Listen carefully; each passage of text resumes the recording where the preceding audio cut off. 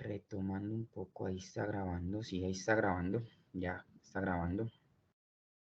Estamos hablando que el derecho laboral colectivo tiene 4 escenarios. El derecho laboral colectivo tiene 4 escenarios. Ya vimos 2. Uno, sindicato, pues someramente, obviamente vamos a profundizarlos durante todo el curso. 2, la libertad sindical, también podemos profundizar algunos conceptos de la libertad sindical. Y 3, la negociación colectiva. 4, la huelga. Entonces, según la Corte Constitucional, en ese, digamos, contextualización de lo que vimos las primeras clases, podemos decir, el derecho laboral colectivo tiene 4 escenarios. El tercero es la negociación colectiva. El tercero es la negociación colectiva. Y esta se hace efectiva la negociación colectiva, Cristian. Profe, es que mencionas la negociación colectiva y yo tenía anotados solo los 4 escenarios de la huelga, libertad de asociación, libertad sindical y los sindicatos, en vez de la negociación colectiva. Sí, sería, ¿cómo las tienes? Tengo, primeramente, los sindicatos. Sí, 2, libertad En sindical. segundo, libertad sindical. Tercera, libertad de asociación. Y cuarta, la huelga. Sí, libertad de asociación. Y digamos que la libertad de asociación, pues lo que busca finalmente de esas asociaciones es llegar a negociaciones para buscar mejorar las condiciones laborales. Entonces podemos ponerle la libertad de asociación guión negociación, lo podemos poner así. Libertad de asociación guión negociación. Entonces la negociación, pues realmente una negociación colectiva se hace efectiva y adquiere vigencia a través de pactos colectivos o convenciones colectivas, que finalmente el pacto o la convención colectiva lo que busca es darle una solución pacífica a los conflictos que se presenten entre un sindicato y una empresa, un grupo de trabajadores y una empresa. Entonces tenemos que resolver una pregunta, o varias preguntas mejor, para saber entender los conceptos. Y lo primero es saber qué es una negociación colectiva. Incluso un día creo que lo puse de tarea, qué es o qué se entiende mejor por una negociación colectiva. Y podemos definirla o podemos definir este concepto como aquel documento. ¿Qué es una negociación colectiva? Aquel documento, aquel escrito donde se acuerdan, condiciones laborales entre una empresa y trabajadores sindicalizados. Así me lo dice el artículo 467 del Código Sustantivo del Trabajo, que vamos a reflejarlo ahí. Si no estoy mal, si no me falla la memoria, vamos a buscar el artículo 467 que me define qué es una convención colectiva, que es un arreglo, un acuerdo, un documento donde vamos a buscar mejorar las condiciones laborales, y ese acuerdo se hace entre empresa y trabajadores sindicalizados. No me quiere dar el artículo, esperen muchachos un momentico, que lo estoy buscando, el 467 del Código Sustantivo del Trabajo. 467. Ok, ahora sí me dio. Vamos a compartirlo para que lo veamos, lo reflejemos. Pantalla. Ok, ahí me están viendo el artículo, ¿no? Muchachos. Sí, profe, sí se ve. Sí, profe. Vamos a leerlo. Magi, léalo.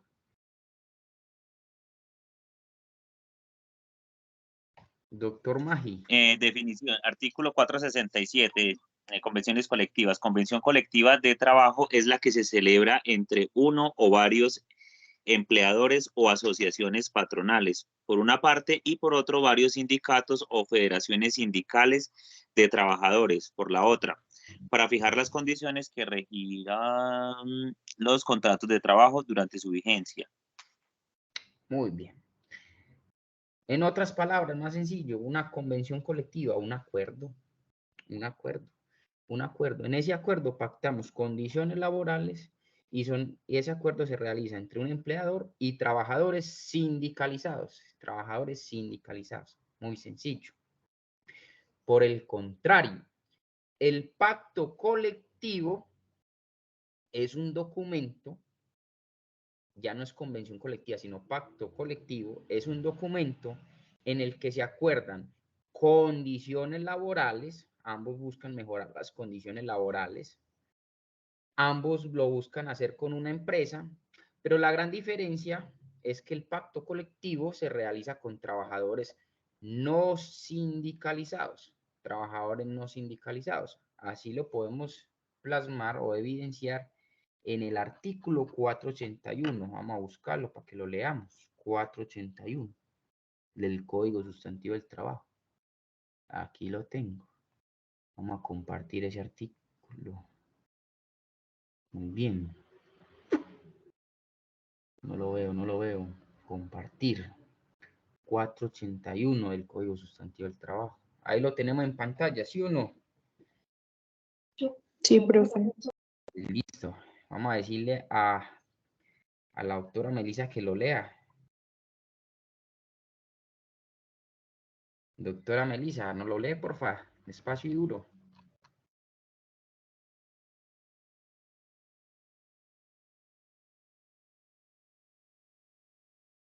¿Quién puede leer el artículo?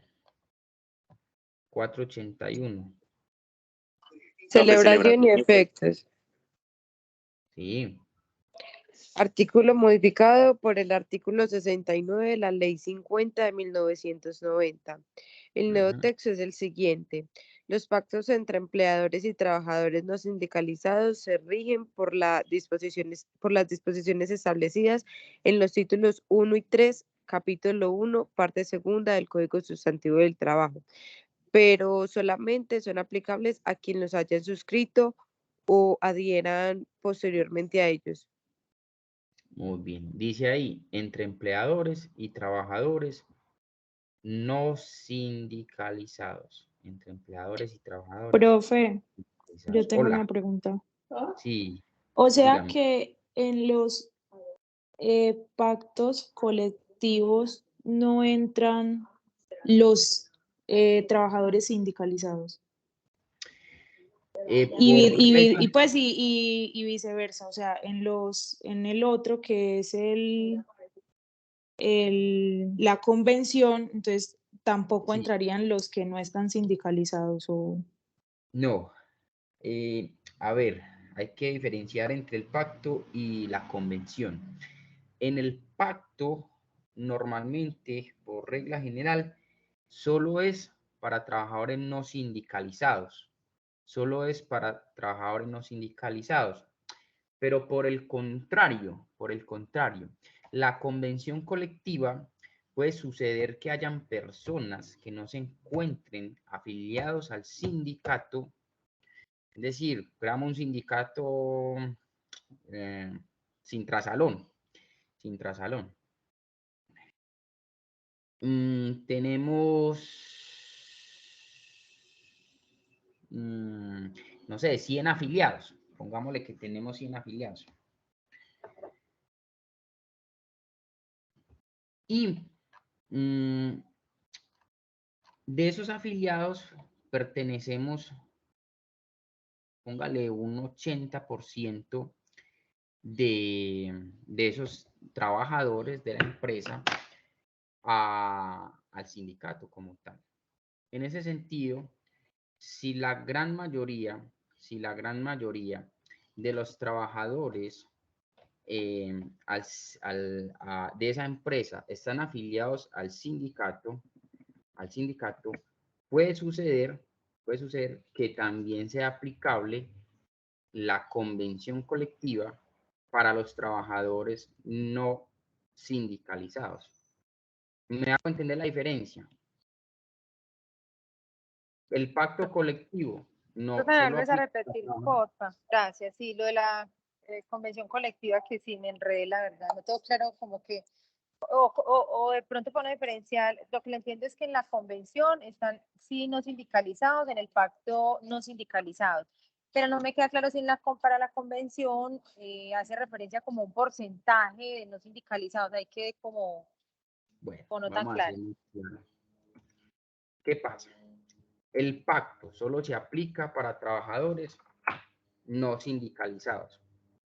O sea, solamente serán aplicables a quienes no se encuentren sindicalizados y realicen el pacto como tal con el empleador. ¿Eso queda claro?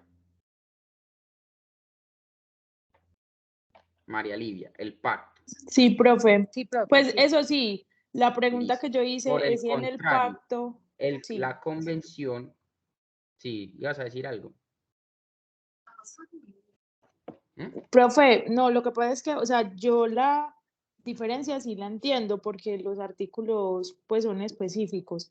Ujú. Lo que mi pregunta se refiere es más si, por ejemplo, en ese pacto los sindicalizados no entrarían. No O sea, entran, entran solo, o sea, entran si en ese solo, pacto hay beneficios, no son beneficios que se les darán a los pero es que, sindicalizados. a ver, o sea, tenemos que entender una situación. Aquí hay varias preguntas y vamos a responderlas, digamos, de a una. Primero, puede que los trabajadores estén sindicalizados, pero hagan un pacto como normalmente se hace, como si estuviesen actuando sin tener que ver algo o tener una relación con el sindicato. En ese sentido puede aplicar. Ahora, también dependerá mucho de lo que se pacte en ese pacto. Por ejemplo, somos trabajadores no sindicalizados. Somos trabajadores no sindicalizados. Y decidimos en la empresa que a todos los trabajadores de la empresa nos van a dar de prima de servicios 2 millones de pesos más. Y en el pacto queda plasmado así. Entonces, ese pacto ya sería aplicable a todos los trabajadores. Pero por regla general, el pacto a quién aplica? A la empresa y los trabajadores no sindicalizados, que realizaron el pacto, a no ser que en ese pacto se haga extensible otra circunstancia que no esté dimensionando acá. ¿Queda claro eso? Sí, señor, gracias. Bueno, y ahora voy con María Livia. María Livia.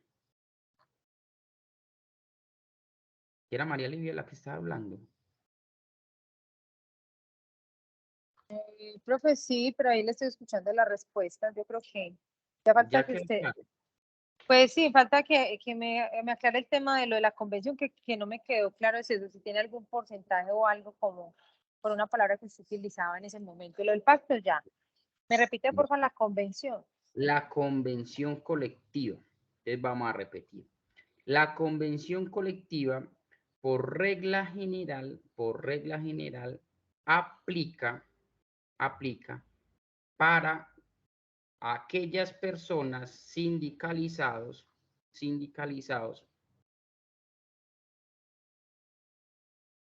y empresa, es decir, los trabajadores sindicalizados, el sindicato como tal que presenta un pliego de peticiones a la empresa, entra una negociación colectiva y esa negociación colectiva da como fruto una convención colectiva.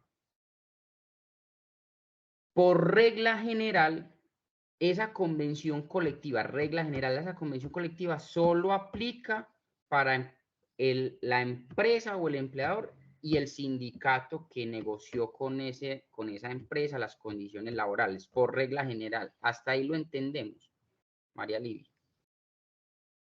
Sí, profe. Ahora, excepcionalmente, cuando el número de afiliados al sindicato, entonces por eso ponía un ejemplo, somos 100 afiliados, dice la ley, cuando el número de afiliados supera la tercera parte de los miembros de la empresa, esa, digamos, convención colectiva no solo se aplica a los miembros del sindicato, sino también a todos los trabajadores. Entonces, por ejemplo, somos 100, pero realmente los del sindicato éramos 80 personas, 80 personas. Y creamos, pues empezamos una negociación colectiva y a esa negociación colectiva llegamos a un acuerdo mediante una convención colectiva. Pero como somos tantos afiliados al sindicato y superamos la tercera parte de los miembros de la empresa, esa convención colectiva no solo se aplicará a los que fueron a negociar y firmaron esa convención colectiva, sino que también se aplicará a los otros miembros que no están sindicalizados. ¿Queda claro eso? Sí, profe. Sí, totalmente claro. ¿Mm? María Livia. Profe, sí, muchas gracias. Bueno, si quiere leámoslos, leamos el artículo, es el 470 del Código Sustantivo del Trabajo, pero yo lo busco acá. Espérenme un momentico. Pero un momentico, yo lo comparto. Compartir. Código Sustantivo. Hoy está haciendo mucho frío, ¿no? ¿O no? Ahí me están Sí, viendo profe, demasiado. la pantalla. Ok. Estamos viendo que estoy compartiendo un documento. ¿Sí estamos viendo, no? La ley. Sí, profe, Sí, sí, profe. se ve. Sí, profe. Ok.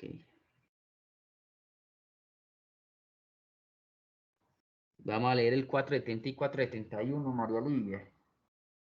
Léalo usted. Bueno, ¿Sí el lo ven? ¿Sí lo alcanza a 470, ver? sí, Correcto. profe. 470. Campo de aplicación, artículo modificado por el artículo 37 del decreto 2351 de 1965. El nuevo texto es el siguiente. Las convenciones colectivas entre empleadores y sindicatos cuyo número de afiliados no exceda de la tercera parte del total de los trabajadores de la empresa solamente son aplicables a los miembros del sindicato que las haya celebrado y a quienes se adhieran a ella o ingresen posteriormente al sindicato. Muy bien, y leamos el 471. 471, extensión a terceros. Artículo modificado por el artículo 38 del decreto 2351 del 1965. El nuevo texto es el siguiente. Primero, cuando la convención colectiva sea parte un sindicato cuyos afiliados excedan de la tercera parte del total de los trabajadores de la empresa, las normas de la convención se extienden a todos los trabajadores de la misma, sean o no sindicalizados. Segundo, Ahí está. Déjelo ahí está, hasta ahí. sí. Ahí está. Sí. Entonces, por ejemplo, en este momento tengo varias demandas. ¿Qué sucede? Abogadas de unos bancos, bueno, específicamente un banco muy famoso en Colombia a nivel nacional, que trabajan mediante unión temporal, una especie de, por así decirlo, intermediación o tercerización, dependiendo pues de la situación fáctica y de los hechos que permitan estas figuras, porque son varias demandas, no solo una demanda, son tres abogadas que demandan a un banco muy famoso acá en Colombia, que yo las estoy llevando, incluso ya ganamos en primera algunas, otra en segunda y otra ya está en la Corte Suprema de Justicia.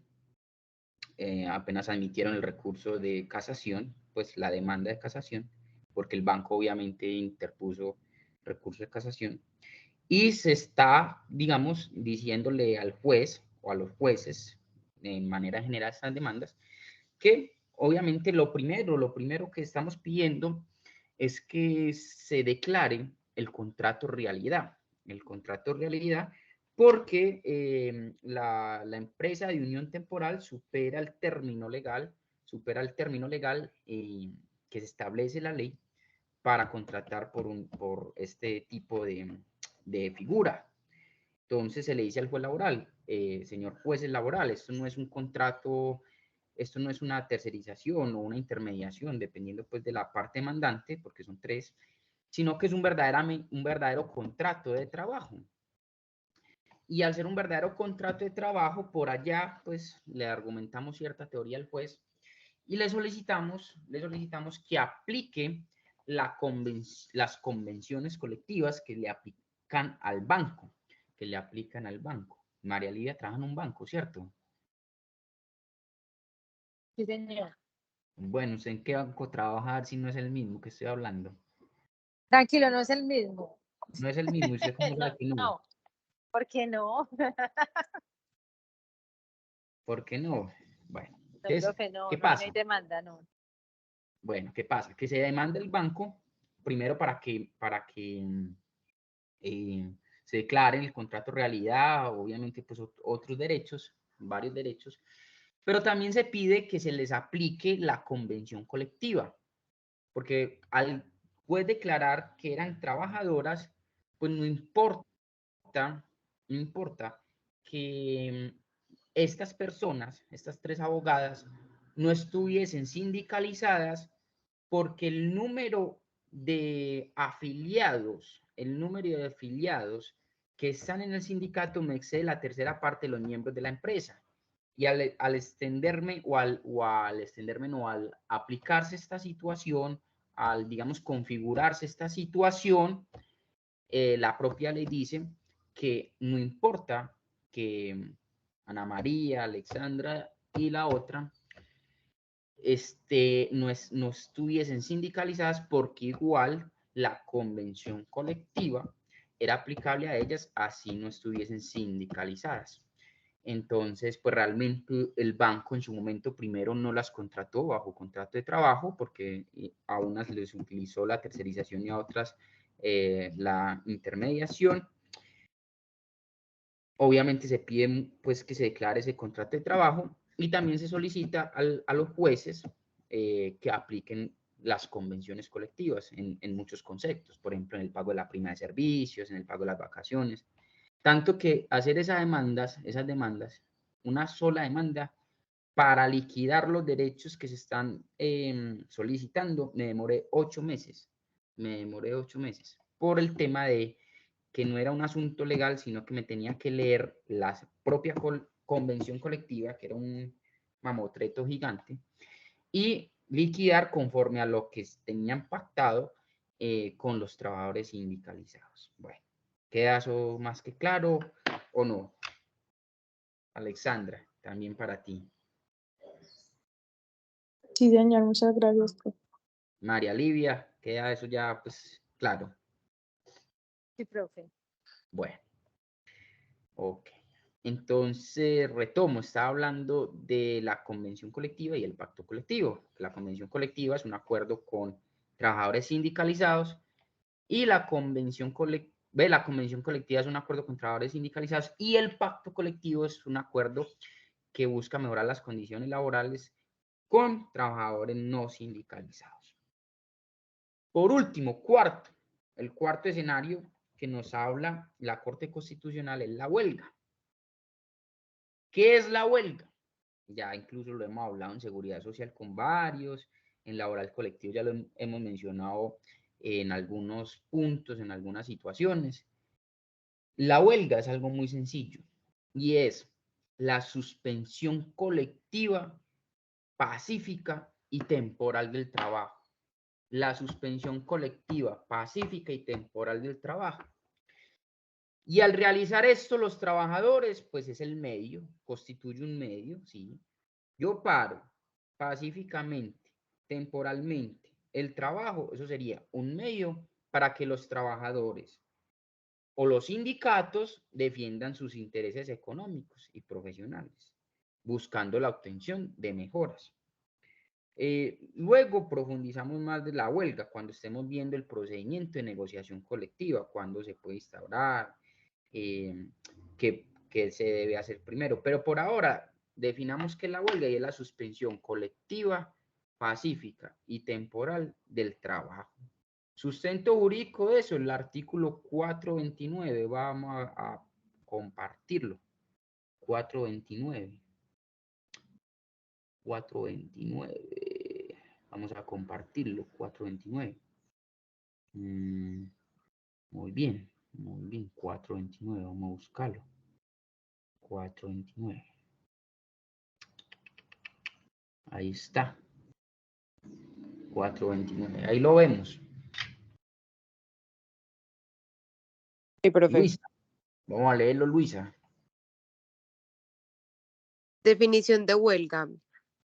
Ujú. Aparte, subrayado condicionalmente, exequible. Se entiende por huelga la suspensión colectiva, temporal y pacífica del trabajo efectuada por los trabajadores de un establecimiento o empresa con fines económicos y profesionales propuestos a su empleador y previos los trámites establecidos en el presente título. Muy bien. Ya lo hemos dicho.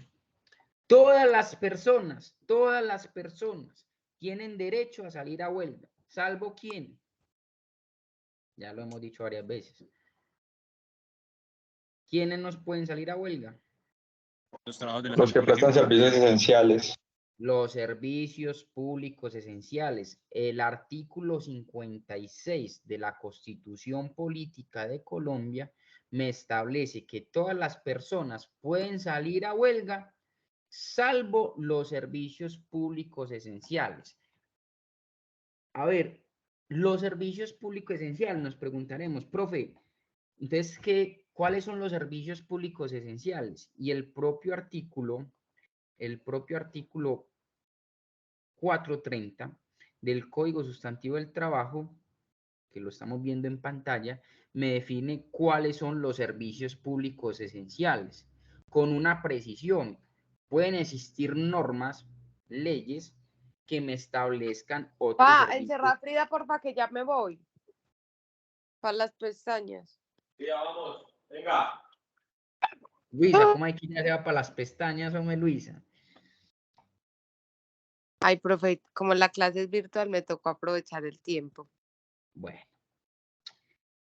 El propio artículo 430 me establece cuáles son los servicios públicos esenciales. Me dice, número 1, los que prestan cualquier rama del poder público.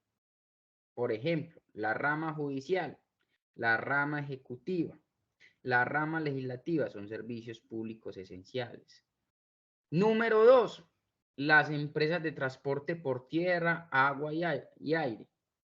Transporte Rápido Ochoa no puede salir a huelga. Avianca, los que van por aire no pueden salir a huelga. También dice, los de establecimientos de asistencia social, de caridad y beneficencia. Los establecimientos de asistencia social, de caridad y beneficencia.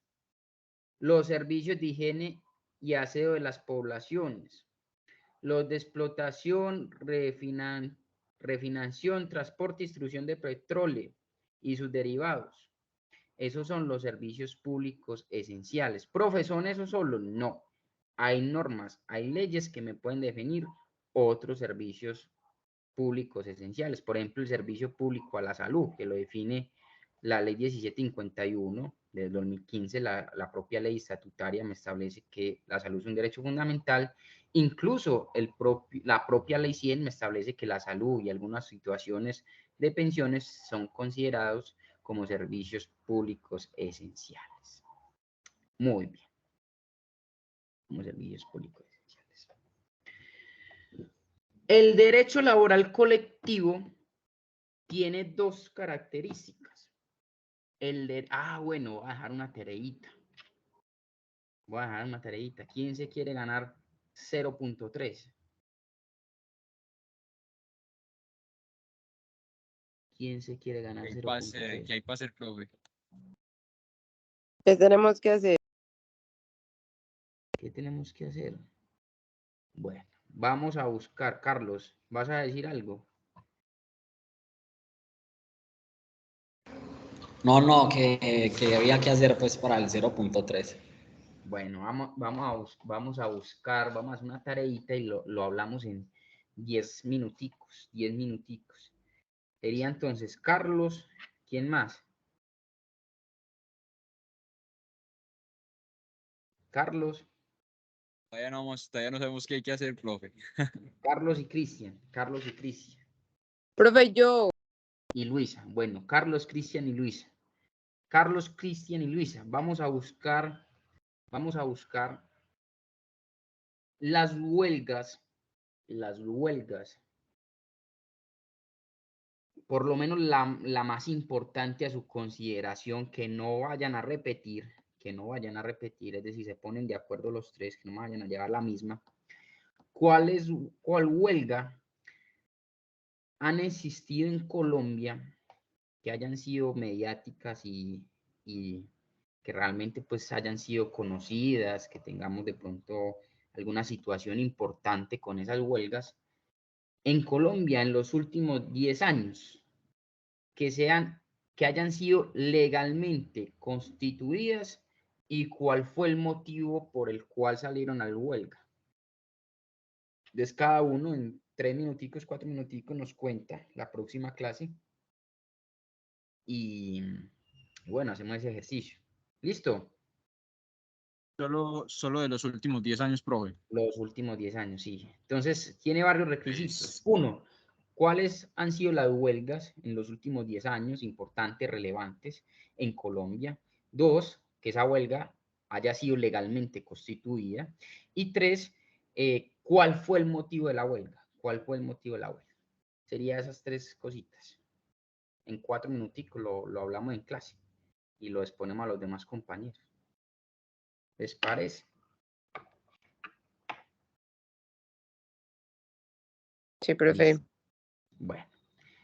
El derecho laboral colectivo tiene 2 características, han dicho múltiples académicos.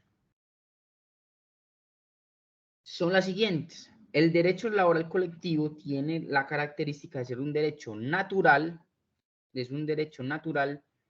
porque el laboral colectivo es un conjunto de normas que proviene de la naturaleza del ser humano. Es decir, es de la esencia del ser humano, es esencialmente para el ser humano buscar asociarse para obtener beneficios. Entonces, por eso se llama que es un derecho natural, una característica, número 1. Y número 2, es un derecho fundamental, porque hace parte de los derechos fundamentales establecidos en la propia Constitución Política, que van del artículo 11 al 41 de la Constitución Política. En el capítulo 2 me habla de los derechos fundamentales y ya hemos leído el artículo 37, 38 y 39 de la Constitución, que me habla del derecho a asociarme, pero particularmente el artículo 39 de la Constitución me habla del derecho de crear sindicatos.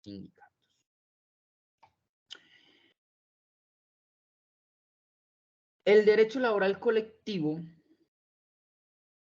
Profe, ¿me puede hacer un favor? ¿Me puede repetir la primera característica de nuevo? Es un derecho natural, porque es de la esencia de los seres humanos, está dentro de la naturaleza de los seres humanos buscar asociarse para buscar beneficios, para obtener beneficios. Es un derecho natural.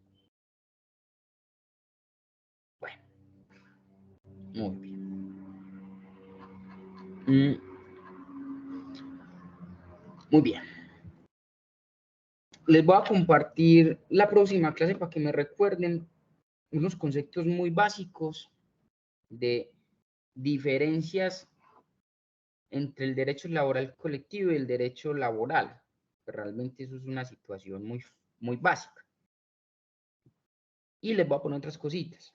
Pero me parece más importante en clase, digamos, para situación académica, y hoy, por lo menos, empezar a ver la clasificación de los sindicatos. ¿Cómo se clasifican los sindicatos? Clasificación de los sindicatos. Entonces les voy a compartir un documento en la próxima clase de la diferencia entre el derecho laboral colectivo y las diferencias entre el derecho laboral individual, pues que realmente son muy simples, muy básicas, pero digamos que hay